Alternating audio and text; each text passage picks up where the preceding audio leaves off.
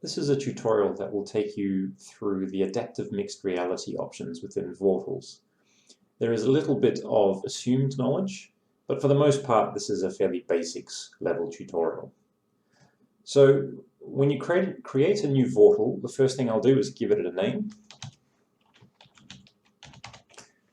And then under project type, I'm going to change it from mixed reality to adaptive mixed reality. And then aspect ratio, I'm going to change that to 16:9. And I'm going to click Create. And so now I'm greeted with this node-based system. And what we see here is a start node. Now if I left-click on the start node, I can move it around. And if I move into the empty space and I click down with my middle mouse button, or my scroll wheel, I can pan the whole system to the position that I want it. So the first thing I need to do is create a 2D slide. And to do that, I right-click.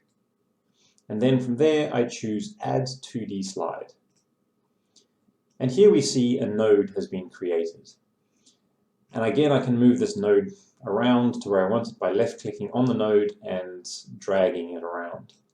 To edit the slide, I can click Edit Slide in the node, or I can come up here to the left-hand side and click here on the slide thumbnail.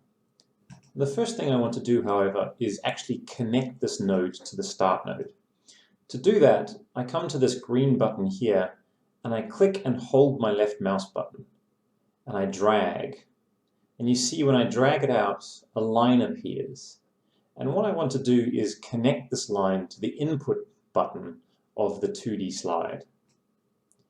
And so I move my mouse over it and I let go of the left mouse button. And now the node is connected to the start node. And so that means that this 2D slide will be the first slide in the presentation. So now I'm going to add some content to this slide. So now I'm happy with my basic layout, but this presentation is going to be designed for a mobile system. And so I want to make sure that this is going to look as good as possible on the mobile device. So the first thing I'm going to do here is I'm going to press Control and minus, and that will zoom my presentation out. I can also go up here to View and click on Zoom Negative. Now I want to go to Slide and Show Device Boundary. And this shows me a theoretical boundary of a mobile device. And so I'm going to add a slide background. I'm going to choose the black background. And so what's happened now is the entire background of the mobile device will be filled. And I've used a black background, which means my text has been hidden because the text was also black. But I can still select it. So what I'll do is I'll select it and I will change its color to white. So now it's visible. Now the reason that I'm using this theoretical device boundary is that I can actually show a different number of devices. So this is an iPad's aspect ratio, or I can use an iPhone's, or I can use an iPhone X's, etc. So if you go to Slide, Device Type, you can choose from a number of popular aspect ratios that will show you what your interface looks like on different mobile devices. So I'm quite happy with the way this looks. So what I'm going to do is add a button. I'm going to add a slide button. And I'm going to choose a blue begin. Now you can make any one of these, but I'm going to choose the blue begin button.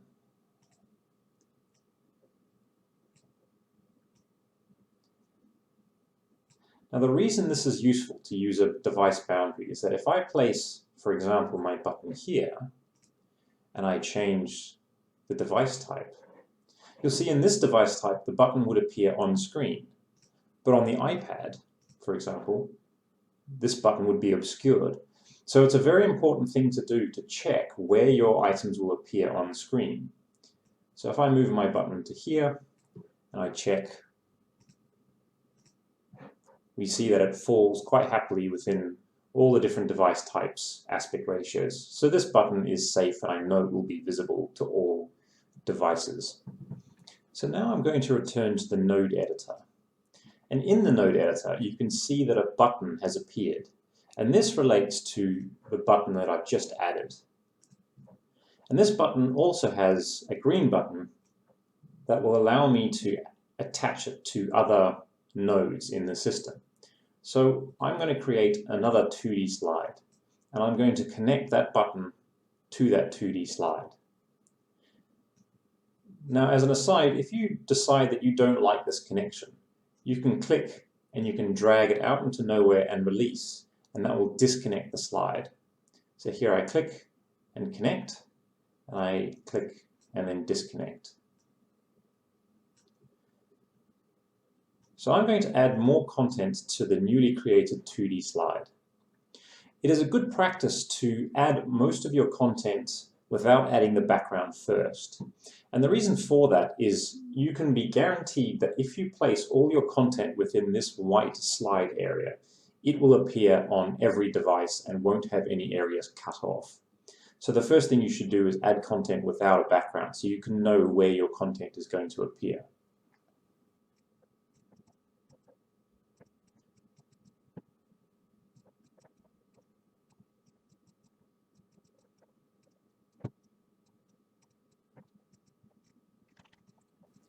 So I've added a picture and 2 buttons to this 2D slide, and I'm going to return to the node editor, and we see 2 more buttons have appeared on the newly created slide. And what I'm going to do now is create some augmented and virtual reality slides. So I'm going to right click and choose to add VR slide, and then I'm going to right click again and I'm going to choose to add augmented reality slide. And I'm going to go from button 0 and drag and connect it to the VR slide. And I'm going to go from button 1 and drag it to connect it to the augmented reality slide. Now, a very important step with mixed reality projects, when you have this node editing system, if you create an augmented reality slide, you need to set your augmented reality settings before progressing. If you don't do that and you try save the project may fail. So if I click edit slide, you'll see here it's waiting for information. So I'm going to choose a tracking plate and accept that. So now my augmented reality settings are set. I can go back to the node editor and keep working. And what I'm going to do now is add content to the virtual reality slide. So here is a virtual reality slide, and what I want to do is add a 3D model. So if I go to the 3D models components of the tutorial pack and navigate to eye components, you'll see there's a whole bunch of eye related models here. And I can simply click and choose open, or I can drag and drop each of these if I'm using a Windows machine. Once you've loaded in all of the models, it should look very similar to something like this. It's a very good time now to choose to save your project. And remember, when you save these things, always increment it by 1.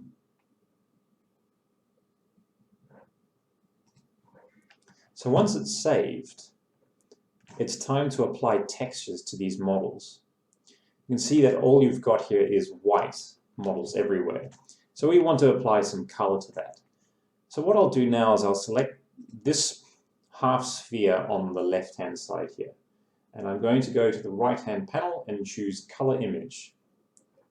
And I've got 4 textures within the eye components model to choose from. And I'm going to choose the eye left-hand sphere texture and apply it. Now, if you've applied the wrong one, like I just have, you'll see a very strange looking result. And this will tell you very much that this is not the right texture to apply. So go back to Color Image and choose the right-hand sphere. And now you can see a much more sensible result out of the texture application. And what we want to do is go through each one of these models and apply the relevant texture. Now sometimes, depending on the model, that might take a little bit of guesswork, like we just saw then. Other times it should be fairly obvious what goes where. There are, however, 4 models to avoid applying textures to. It is this model here, it is the model in the center here, this little oval style squashed sphere looking one, and the two veins up high and down low. So avoid applying textures to those for the moment. But for the rest of them, apply the textures that look correct.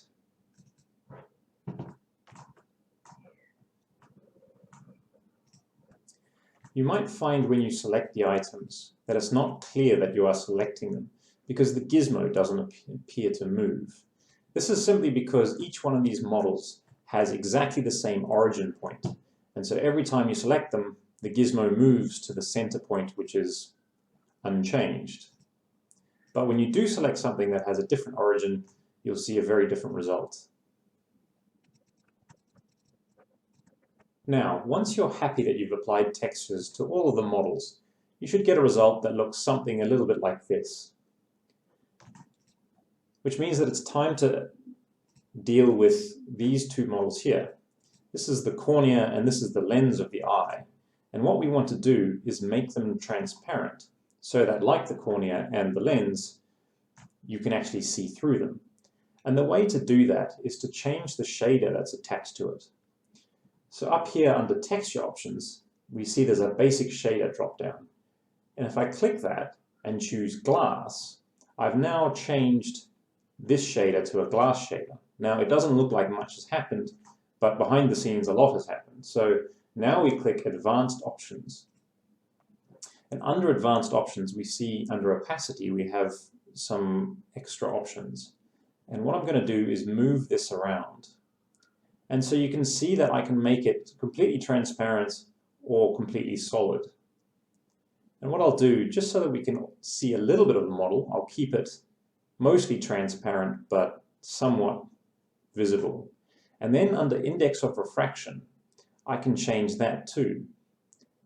And what I want to do is make it appear that there's absolutely no distortion through the cornea at all. So again, as I move it around, there is some distortion. This to a little bit.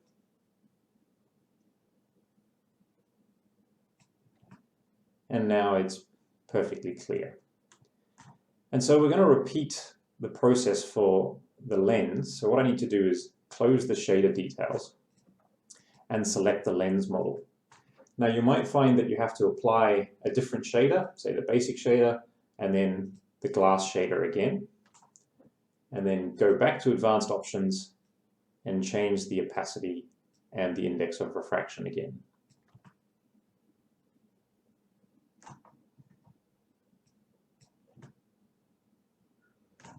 And so now we have a cornea and a lens that operate much more like you would expect them to with a real eye.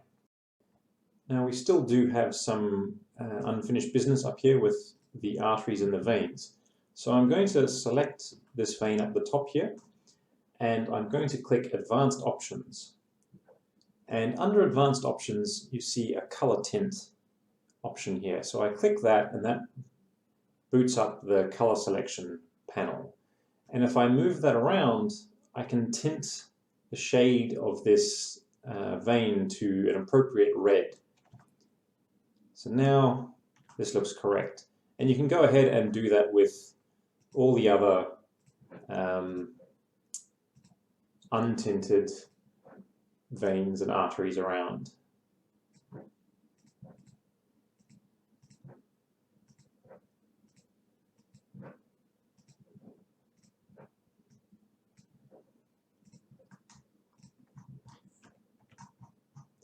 And so now we have our correctly colored eye exploded view. But it is still too big for what we want in virtual reality. Now you could choose to select each individual object and scale them down one by one, but that can lead to situations where different items have different levels of scale on them, and it's also a much more time-consuming process. So what you can do is click and hold down the left control button on your keyboard, and then individually click each one of the items. And that will create a group selection that you can then start to move individually. However, the easiest way to do this is to simply click, hold, and drag a selection box that contains all the items you want to scale down. And now you can very easily scale everything down to the size that you want.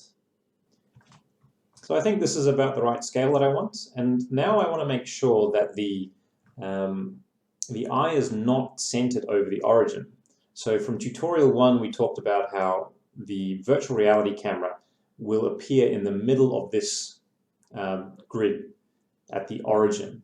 And so it means that when you're in the player mode, the virtual reality scene will actually be in the middle of this eye. So I want to make sure that the user gets to look directly at the eye rather than look around from the middle. So I'm going to move the eye selection back.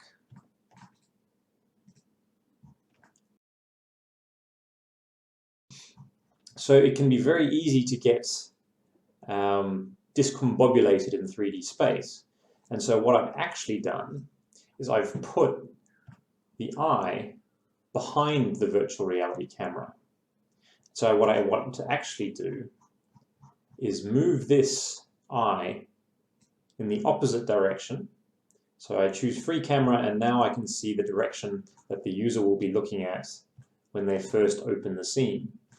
But now that this is in the correct location, we see the eye is in the wrong place, or in the wrong orientation. So I want to rotate it and make it face the camera. And once you are happy with the positioning and the coloring and the shaders that you've put onto all of your eye components, this is a very, very good time to save, because we're going to move on to the augmented reality slide next. And in the augmented reality slide, we're simply going to repeat the process and load the eye onto the tracking plate here. So here we have the process being repeated on the augmented reality slide, and you can see I've placed it at a scale that it will augment quite nicely when the device finds this tracking plate.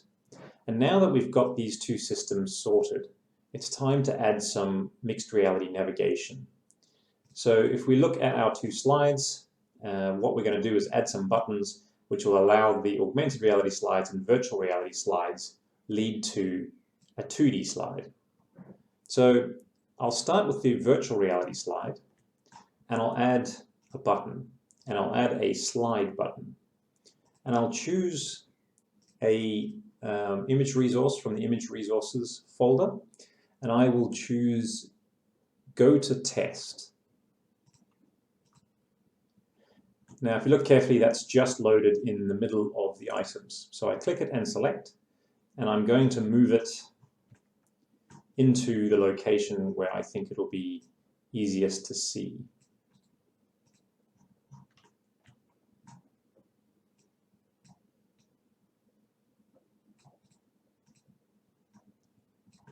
Okay, so I'm happy with where that is now.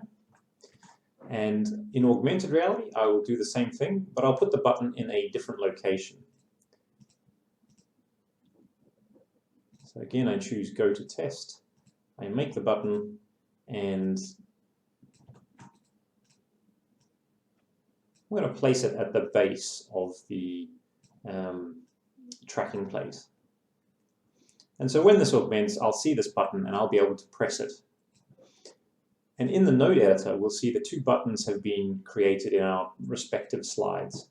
And what we're going to do is we're going to converge both these slides to the 2D slide. So now, regardless of whether or not I chose view in virtual reality or view in augmented reality, I will be able to come back to a 2D slide and the same 2D slide that everyone in the presentation will get to see, regardless of their choices of whether or not they wanted to watch this in virtual or augmented reality. So now I'm going to add a test to the 2D slide. And to do that, I will add a question and two buttons. So here are here is the question and the three buttons that I've created with the potential answers. Now I'm using the button image found again in the image resources. There are 3 answers, and I've chosen 1, 2, and 3 for my buttons 1, 2, and 3 respectively. But what you could do is simply add a white text, a white image, and then put text over the top of it. So you're not limited to only having pre-made questions that I made, for example, in Photoshop. You can create the questions via text on the fly in Vorpals. But so if we look at the 2D slide that I've created, we see 3 buttons. And these 3 buttons I'm going to connect to these 3 2D slides that I've created. So I click and I join them all together. And so if I go here, button 0 is the correct answer. So under 2D slide, I want to create content that says correct.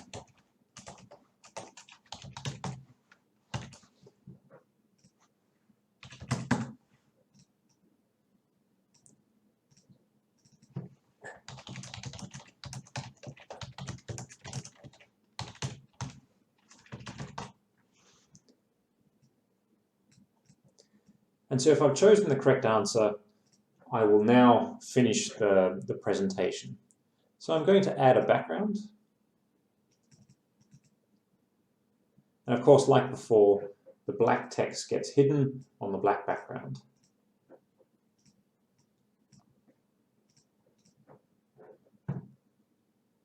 But if I get the question wrong, I want to give the user the potential to go back and learn again, either from augmented reality or from virtual reality.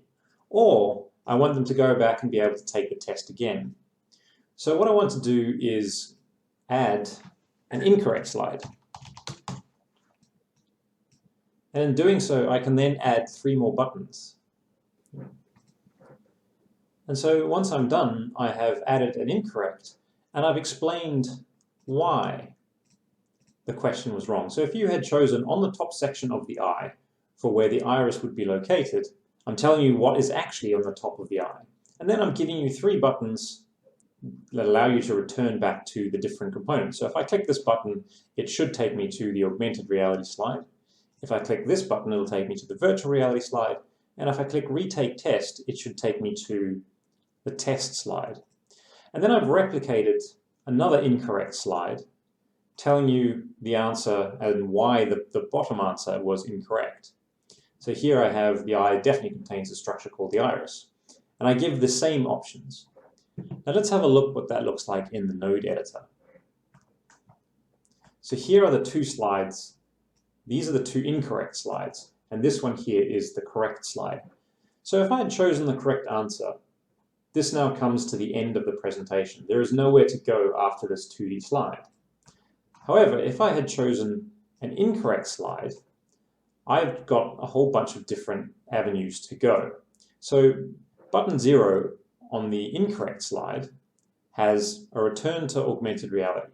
So if we follow button 0 and we follow this path, we'll see it comes up and goes all the way to the augmented reality slide. If we look at button 1, we'll see it comes all the way back to the virtual reality slide. And then button 2, which is the retake test button, we follow that and it comes back up to the 2D tests slide. And the same thing happens with the final incorrect slide. Button 0 takes us to augmented reality, button 1 takes us to virtual reality, and button 2 takes us to the 2D test slide.